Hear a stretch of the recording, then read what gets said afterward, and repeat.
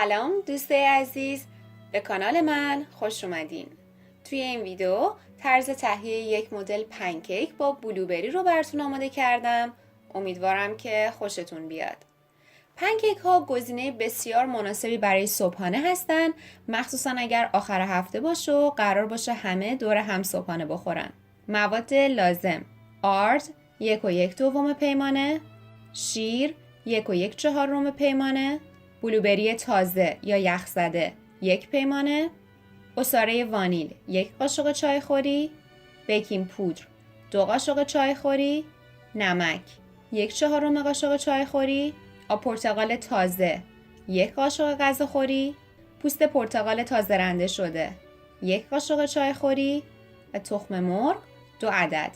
ابتدا تخم مرغ ها رو خوب با همزن میزنم و بعد وانیل، آب پرتقال، پوست پرتقال و شیر رو اضافه می کنم.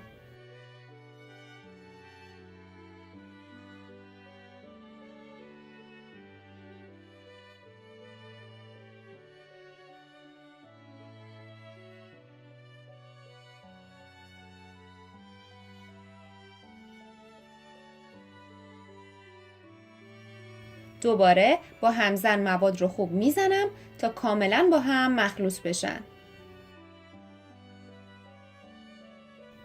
حالا نمک و بیکینگ پودر رو به آرد اضافه کرده و اونها رو داخل مایع پنکیک میریزم.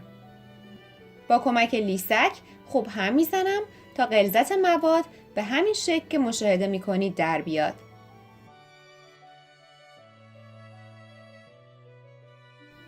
یک تابه کوچیک رو با اسپری کره کمی چرب میکنم و روی حرارت متوسط گاز قرار میدم.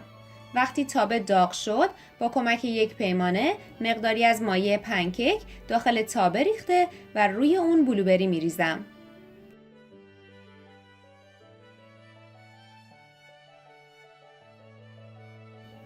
وقتی سطح پنکیک شروع کرد به حباب زدن، یعنی باید برش گردونید تا طرف دیگه هم سرخ بشه. با این روش بلوبری ها به طور یکسان تو پنکیک پخش میشن و وقتی پنکیک رو برمیگردونید حالت جوسی پیدا میکنن. معمولا سرخ کردن هر طرف پنکیک بین 3 الی 5 دقیقه زمان میبره. حالا روی پنکیک هم عسل میریزم و آماده اینه که بره رو میز.